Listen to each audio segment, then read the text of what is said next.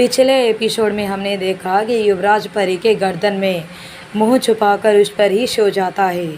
परी हिली भी नहीं, वो भी ऐसे ही आंखें बंद कर लेती है। परी को सांस लेने में दिक्कत आ रही थी। उसकी आंखें जब सुबह खुलने लगी तो उसे अपने बदन में दर्द महसूस हुआ। ऐसा लगा जैसे किसी ने उसके ऊपर 100 किलो का फुल डोजर रख दिया हो। उसकी आंखें खुली तो उसने अपने गर्दन पर भारी सांस महसूस की। उसने रात को जो कुछ भी हुआ उसे याद की और युवराज की पीठ को अपनी हाथ से मारते हुए कहा, युवराज उठो, मैं मर जाऊंगी। युवराज हिला और अगले ही पल वो परी के ऊपर से उठ गया। परी ने राहत की सांस ली।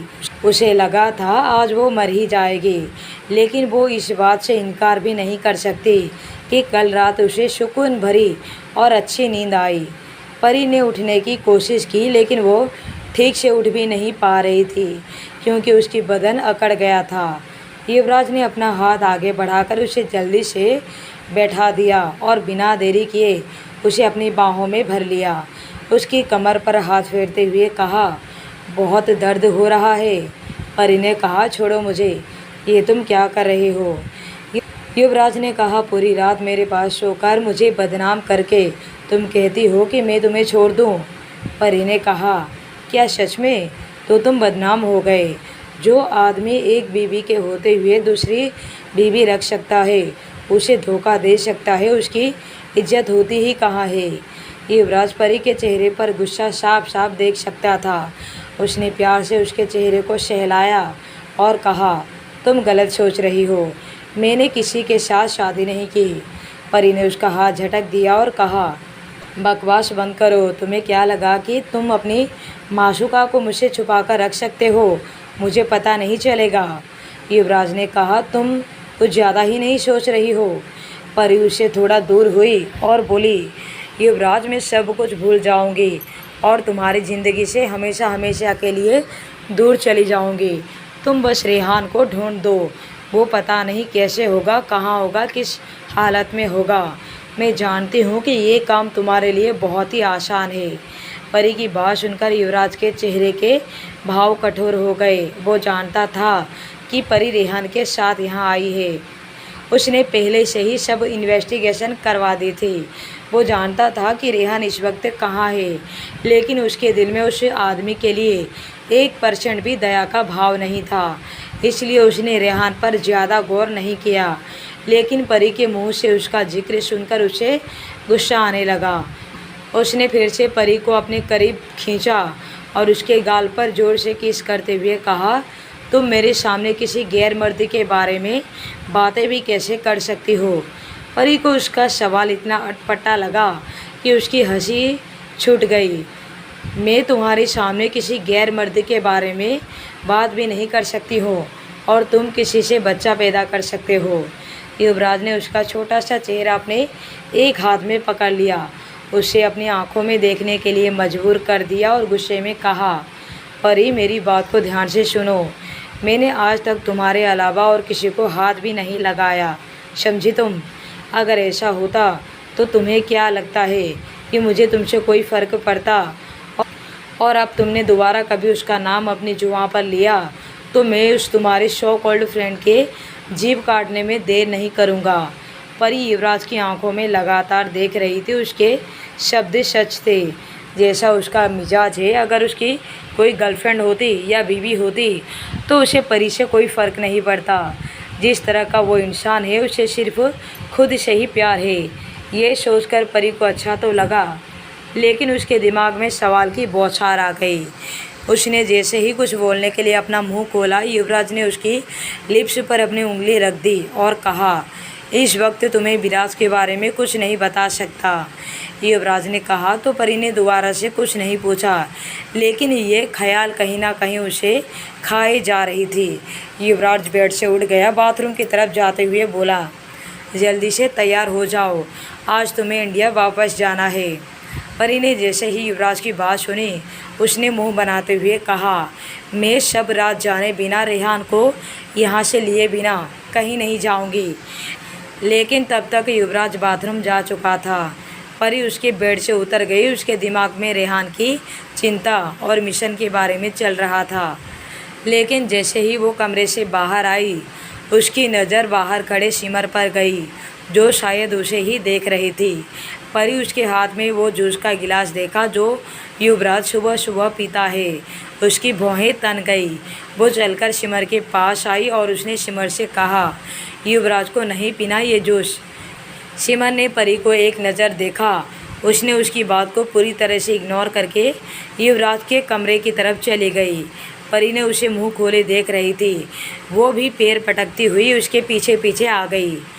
जैसे ही वो दोनों कमरे के अंदर आई ही थी कि बाथरूम का दरवाज़ा खुल गया। युवराज सिर्फ एक टॉवेल में बाहर आया। उसके बाल गीले थे जो बहुत ही सुंदरता के साथ उसके मस्कुलर बॉडी पर अपने पानी छोड़ रहे थे। वो इस वक्त काफ़ी ज़्यादा कामुक नज़र आ रहा था।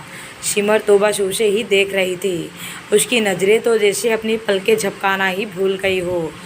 वहीं परी का मन युवराज का कत्ल करने का कर रहा था। वो जल्दी से युवराज के पास गई और उसके आगे खड़ी हो गई।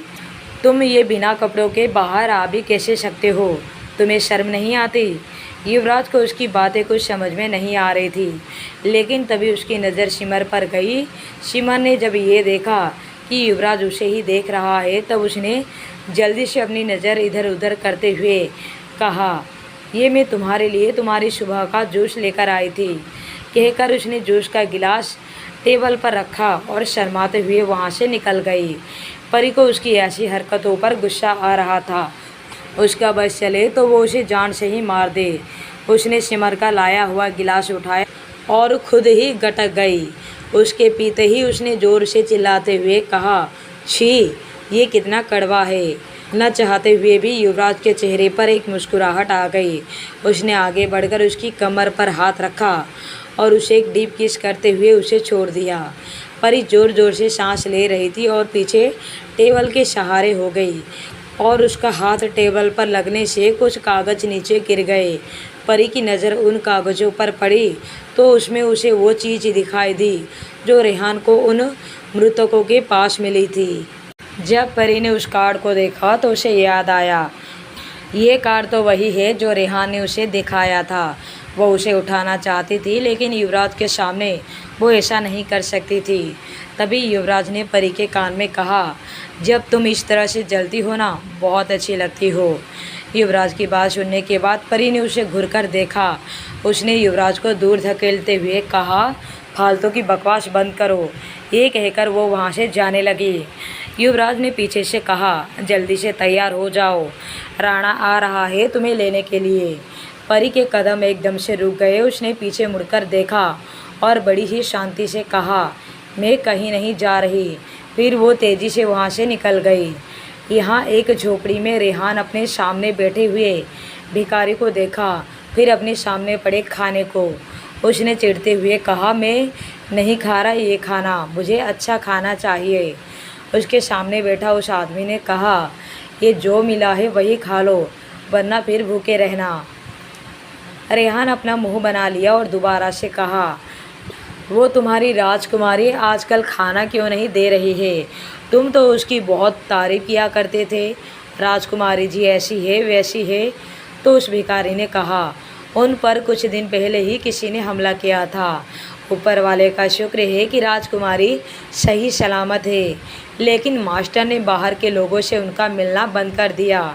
रेहान की भौहें तन गई। हमला? कैसा हमला? उस भिखारी ने कहा, इन राजसी परिवारों की बात ही अलग है। जितने इनके चाहने वाले हैं उससे ज़्यादा उनके दुश्मन। रेहान ने कहा, वो तो पता नहीं, लेकिन मुझे किसी भी तरह उस महल में घुसना था।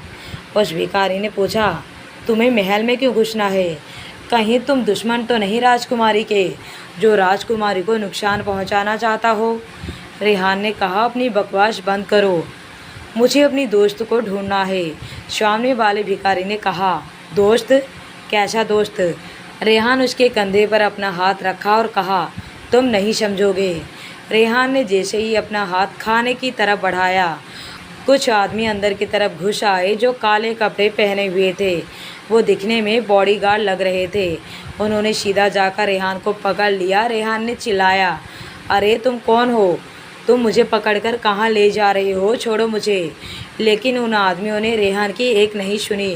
वो उसकी बाजू और टांग से उसे उठाकर ले जाने लगे। रेहान ने चिल्लाकर सामने खड़े भिखारी से कहा, अरे खड़े क्या हो, मदद करो मेरी। वहाँ खड़े क्या कर रहे हो? लेकिन उस भिखारी ने एक कोने में चुपचाप डरा हुआ खड़ा हुआ था। जब सब लोग रेहान को वहाँ से लेकर चले गए, तब जाकर उस भिखारी ने धीरे से कहा कि मास्टर के लोग रेहान को कहाँ लेकर जा रहे हैं। उसने रेहान की अच्छी मौत की कामना करते हुए कहा, ऊपर वाले उसे अच्छी मौत देना। उधर वो लोग रेहान को एक जेल में ले जाकर बड़ी ही बेरहमी से पटक दिया। रेहान को अपनी पीठ पर दर्द महसूस हुआ। उसने उन आदमियों को उठते हुए पूछा, ये मुझे तुम लोग कहाँ लेकर आ गए? लेकिन उन आदमियों ने कोई जवाब नहीं दिया, वहाँ से निकल गए। दूसरी तरफ परी नहाकर बाहर आई, लेकिन सामने खड़े इंसान को देखकर वो जल्दी से पीछे की तरफ मुड़ गई। उसने अपने सामने का दरवाज़ा बंद करने लगी, लेकिन वो कामयाब नहीं हो पाई। युवराज अपना हाथ बीच में लाकर दरवाज़ा खोल दिया। परी की आंखें सिकुड़ गई। उसने उसे देखा और कहा, ये क्या बेशर्मी है? एक लड़की के कमरे में इस तरह घुसने पर मैं तुम्हें जेल भी करवा सकती हूँ। युवराज ने अंदर आते हुए कहा, अच्छा, और तुम जो रात भर मेरे साथ थी, इस हिसाब से तो मुझे तुम्हें उम्र कैद की सज़ा सुना देनी चाहिए। ये कहकर वो परी के बेहद करीब आ गया। परी ने दूर होते हुए कहा, मैं इंडिया वापस नहीं जाऊंगी। युवराज ने उसका हाथ पकड़कर कहा, मैं तुमसे राय नहीं मांगी। ये बोलकर युवराज परी को बाहर की तरफ खींचकर ले जाने लगा। परी उससे हाथ छुड़ाने की दमदार कोशिश कर रही थी, लेकिन वो कहाँ युवराज के बराबर थी। परी बोली, युवराज छोड़ो मुझे, तुम मेरे साथ ऐसा नहीं कर सकते, छोड़ो मुझे अभी रेहान को ढूंढना है, और तो और मैंने अभी तक अपना मिशन भी पूरा नहीं किया है। लेकिन युवराज कहाँ रुकने वाला था। कुछ दूर जाते ही परी नीचे बैठ गई। युवराज ने पीछे मुड़कर देखा तो उसका हाथ पकड़कर परी नीचे बैठी हुई थी, उसकी गर्दन झुकी हुई थी। युवराज ने कहा, अब ये क्या है? परी ने अपनी गर्दन नीचे करके नाम में सिर हिलाते हुए कहा, मैं कहीं नहीं जा रही हूँ, समझे तुम?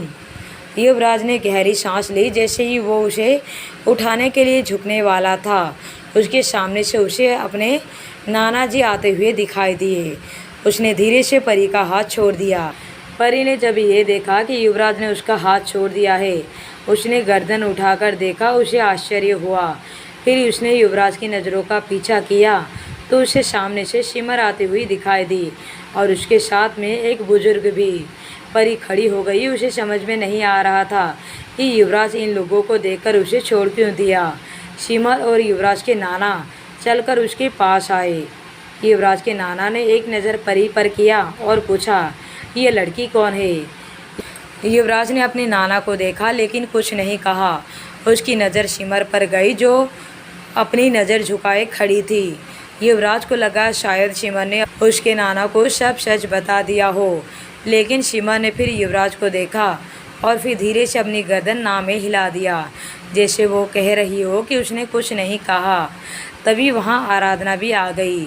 उसने परी के कंधे पर हाथ रखते हुए कहा, वो नाना जी, ये लड़की मेरी सहेली परी है। परी ने हैरानी से आराधना की तरफ देखा। आराधना ने उसे चुप रहने का इशारा किया। युवराज के नाना ने फिर परी की तरफ ध्यान नहीं दिया। उसने युवराज को कहा, अगले हफ्ते तुम्हारी शादी सिमर के साथ है। ये मेरा आखिरी फैसला है और तुम इसके आगे कोई बकवास नहीं करोगे। ये कहकर वो वहाँ से चले गए। उसके बाद सिमर ने युवराज को देखते हुए कहा, मैंने कुछ नहीं किया, ये नाना जी का फैसला है। ये कहकर वो भी नाना जी के पीछे पीछे चली गई। युवराज ने एक नज़र परी पर किया, फिर आराधना पर। उसके बाद वो भी वहाँ से निकल गया।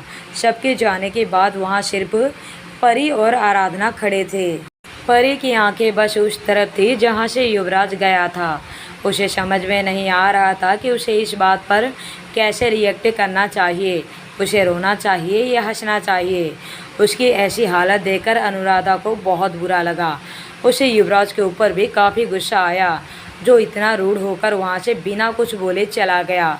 उसे अपने भाई के ऊपर काफ़ी ज़्यादा गुस्सा इसलिए भी आ रहा था क्योंकि उसके भाई को किसी के ऊपर प्यार दिखाना नहीं आता था, और तो और वो खुद की बीवी को भी ऐसे ट्रीट करता था जैसे वो कोई गैर हो। परी की आंखें नम हो चुकी थी। वो अपनी नमी को छुपाने के लिए इधर उधर देखना शुरू किया, लेकिन आराधना से उसका दुख छुप नहीं पाया। उसने परी के कंधे पर हाथ रखा और कहा, भैया उसे शादी कभी नहीं करेंगे। परी को आराधना की बातें सुनकर थोड़ा अजीब लगा। फिर उसने कहा, मुझे उससे कोई फ़र्क नहीं पड़ता, चाहे वो एक शादी करे या 1000। आराधना बोली, वो तो आपकी आंखें बयां कर रही है। परी अपनी आंखें साफ करती हुई बोलती है, ऐसा कुछ भी नहीं है, तुम्हें कोई गलतफहमी हुई है। ये कहकर वो वहाँ से जाने लगी तो आराधना ने उसका हाथ पकड़ लिया और कहा, भाभी। उसके इस तरह से भाभी बुलाने पर परी को थोड़ा अजीब लगा। परी ने उसे हैरानी से देखा तो आराधना ने कहा, हाँ मैं सब जानती हूँ कि आप ही मेरी भाभी है। परी हैरान थी, उसके मुंह से शब्द निकलने के लिए तैयार नहीं थे। कुछ देर के बाद उसने कहा, ये तुम क्या कह रही हो, तुम्हारी भाभी तो। ये बोलकर परी रुक गई। उसने सोचा, युवराज अगर इस औरत से अगले हफ्ते शादी कर रहा है तो फिर विराज की माँ कौन है, और मैंने उसे अभी तक क्यों नहीं देखा। ये सवाल उसके दिमाग में बार बार आ रहा था। उसने आराधना से पूछा, क्या यही विराज की माँ है। उसका सवाल सुनकर आराधना को थोड़ा अजीब लगा, क्योंकि उसके हिसाब से उसके सामने खड़ी ये औरत ही विराज की माँ होनी चाहिए। लेकिन एक माँ को कैसे पता नहीं कि उसका एक बेटा भी है। उसने मन ही मन सोचा, पता नहीं भाई ने क्या क्या राज छुपाए बैठे हैं। भाभी को ये भी नहीं पता कि विराज उनका ही बेटा है। वो अपनी ही सोच में थी कि परी ने दोबारा से कहा, क्या हुआ बताओ मुझे। आराधना ने कुछ सोच समझ कर जवाब दिया, उसकी माँ का किसी को कुछ पता नहीं। जब वो सिर्फ 2 दिन का था तो भाई ने उसे अपने साथ लेकर आए थे, वो भी इसलिए क्योंकि नाना जी उस वक्त भाई को शादी के लिए फोर्स कर रहे थे। परी आराधना की बातें सुनकर हैरान थी। इसका मतलब कि युवराज के बच्चे की माँ किसी को नहीं पता। परी के दिमाग में अलग अलग सवाल उठने लगे।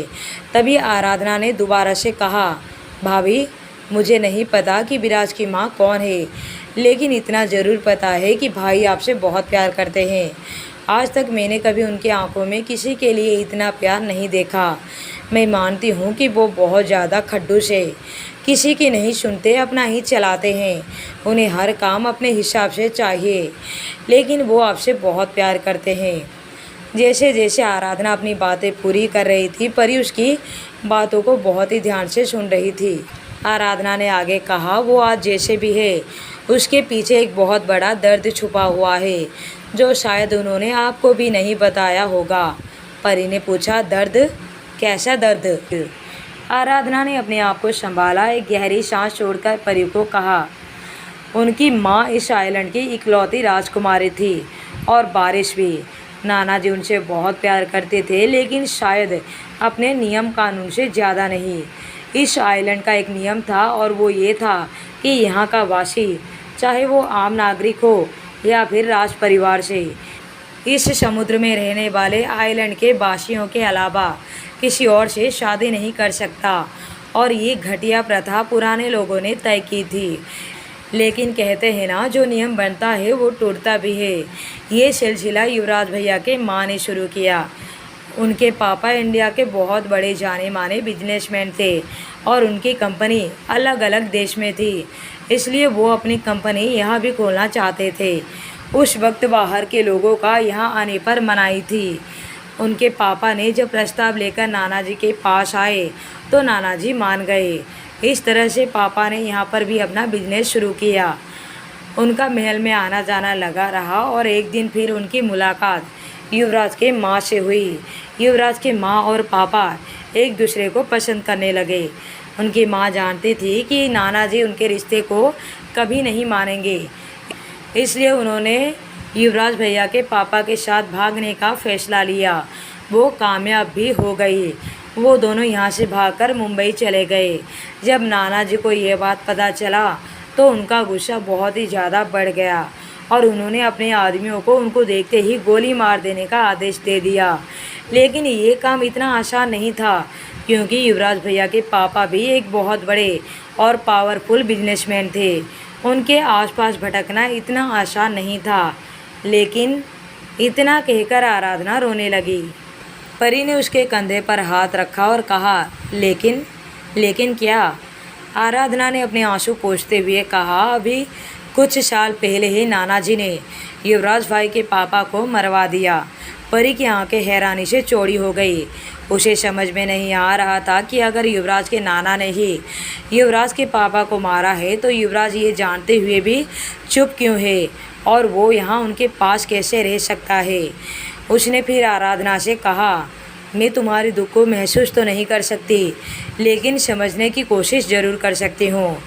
जो अभी अभी तुमने मुझे बताया है वो कभी युवराज ने मुझे नहीं बताया था। और तुम ये बार बार युवराज के पापा युवराज की माँ क्यों कह रही हो? क्या वो तुम्हारे माँ बाप नहीं हुए? आराधना ने अपने आंसू पोंछकर मुस्कुराते हुए कहा, मैं उनकी सगी बहन नहीं हूँ, उनकी अपनी कोई बहन नहीं है, वो सिर्फ 3 भाई है।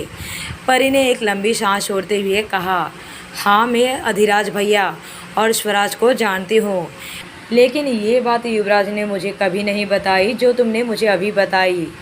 आराधना ने कहा, शायद वो आपको इन सब के बीच में लाना ही नहीं चाहते हो, या फिर आपको अपनी वजह से कोई तकलीफ़ देना नहीं चाहते हो। और यहाँ नाना जी के कमरे में सिमर युवराज के नाना के पास खड़ी थी। उसने परेशान होते हुए कहा, नाना जी, क्या युवराज मुझसे शादी करेगा? नाना जी ने कहा, ज़रूर करेगा। इस बार मैंने उसकी दुखती नस पर वार किया है, और इस लड़की को जो यहाँ पर रुकी हुई है उसे भी खुद वो धक्के मारकर यहाँ से निकालेगा। रात हो चुकी थी। परी की आंखों में नींद का एक कतरा भी नहीं था। वो खिड़की के पास खड़ी हुई उन सब बातों को सोच रही थी जो आज ही उसे पता लगा था। उसने चाँद को देखा और कहा, दिल कहता है कि तुम अच्छे हो, लेकिन दिमाग का सिलसिला है कि ख़त्म होने का नाम ही नहीं लेता। उसने गहरी सांस ली, फिर जाकर बेड पर लेट गई। न जाने उसका आने वाला कल उसके लिए क्या हलचल लेकर आएगा। उसने अपनी आंखें बंद कर ली और सोने की कोशिश करने लगी। कुछ ही देर के बाद उसे एहसास हुआ जैसे कोई उसकी कमर से उसे खींच रहा है। परी ने चिल्लाना चाहा, लेकिन दूसरे ही पल उसके मुंह पर किसी ने हाथ रख दिया, उसका मुंह बंद कर दिया। अचानक से परी को एक जानी पहचानी खुशबू का एहसास हुआ। वो युवराज था। वो युवराज का चेहरा नहीं देख पा रही थी, इसलिए उसने छटपटाते हुए उसके हाथ को काट दिया। लेकिन फिर भी युवराज ने उसके चेहरे से अपना हाथ नहीं हटाया। तो परी बंद आवाज़ में बोली, युवराज, मैं तुम्हें खा जाऊंगी, तुम अपना हाथ हटाओ।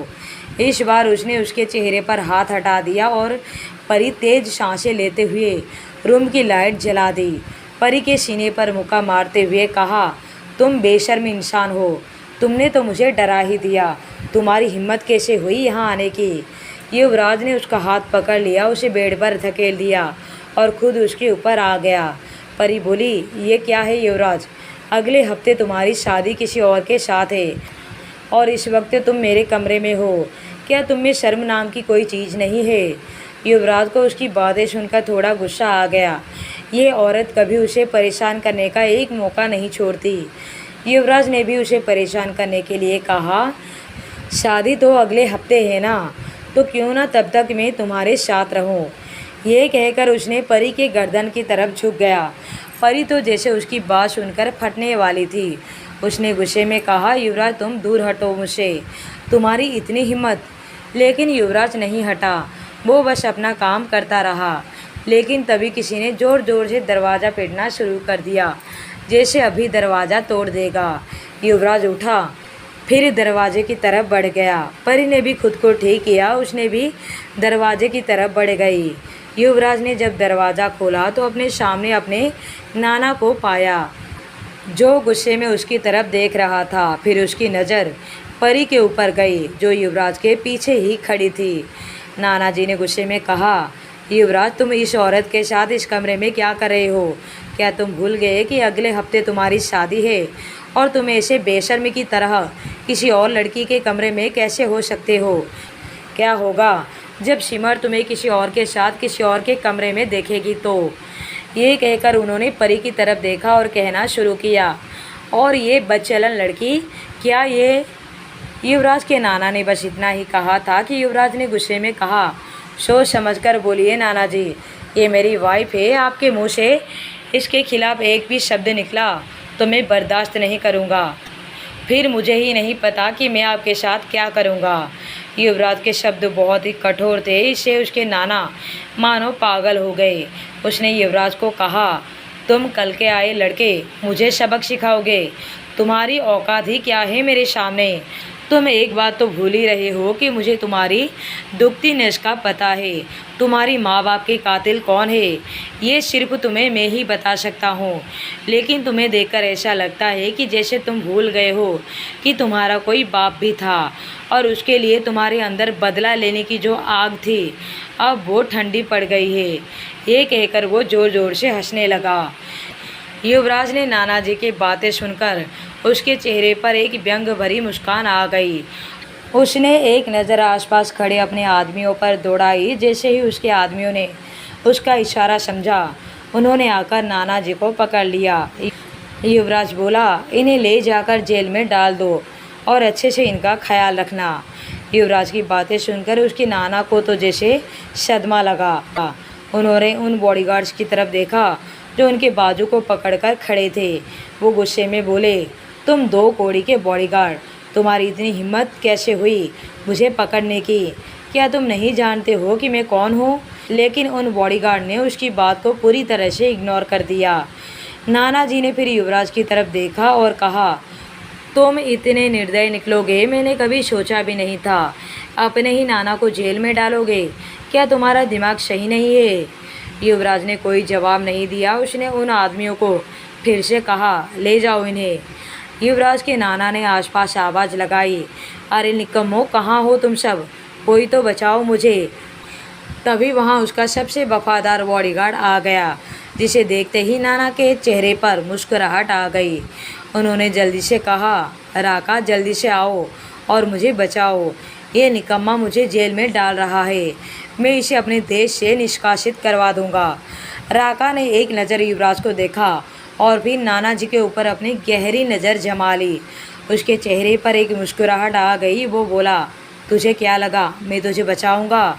मैं तो क्या, आइलैंड का कोई भी इंसान या जानवर तुझे नहीं बचाएगा। सब जानते हैं कि तूने आइलैंड के लोगों पर कितना जुल्म किया है। तेरे लिए तो ये जेल की सज़ा भी बहुत ही कम है।